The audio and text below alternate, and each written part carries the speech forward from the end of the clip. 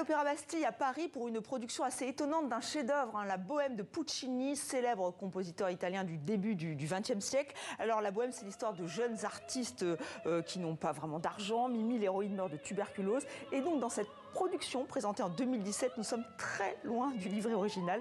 Klaus Guth nous transporte dans l'espace, une version qui avait un petit peu bousculé le public à l'époque. Et bien notre équipe s'est glissée dans les coulisses. Reportage Louisa Abrit, Camille Ballan avec Lionel Belon.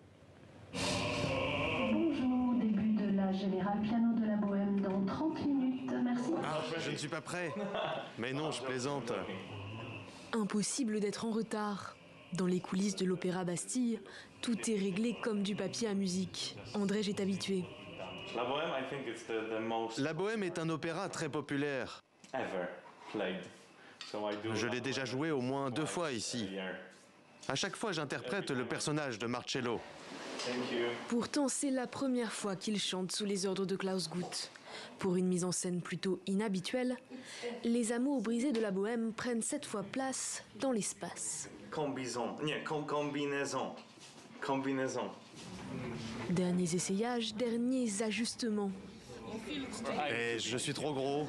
Mais non, t'es pas trop gros. C'est des costumes vraiment pas habituels pour nous, les costumes de cosmonautes. C'est la première fois qu'on a vu des cosmonautes qui sont vraiment quasiment à l'identique de ceux qu'on peut trouver dans les navettes spatiales. C'est bon? Oui. Okay. Merci. Allez, maintenant on va sur scène. Avant de monter sur scène, derniers échauffements pour les danseurs. La production est de taille. Au total, une 50aine de comédiens et chanteurs défileront sur les planches. L'équipe a eu seulement 15 jours pour apprendre à se connaître, mais ils sont déjà comme une grande famille. Je trouve qu'on ressemble à, je ne sais pas si tu t'en souviens, Ghostbusters. Trêve de bavardage, il est temps de monter sur scène.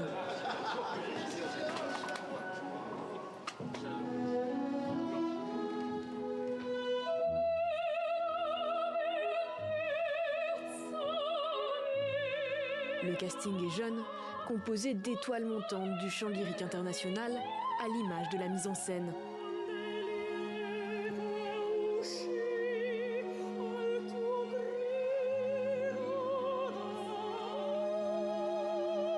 L'action se situe dans un futur lointain et implique de nombreux éléments de décor.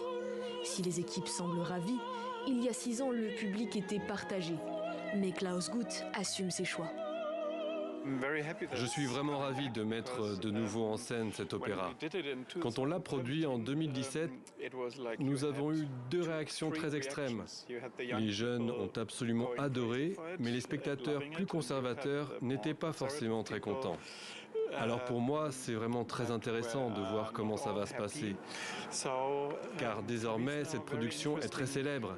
Peut-être que le temps a aidé les gens à réfléchir. Selon moi, ça sonne mieux sur la Lune, car cet opéra parle de grandes choses, d'histoire d'amour et de désir éternel.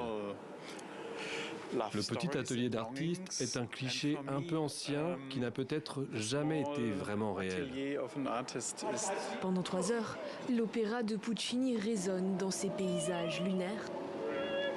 Une histoire bouleversante sur les thèmes du souvenir, de l'amour et de la mort.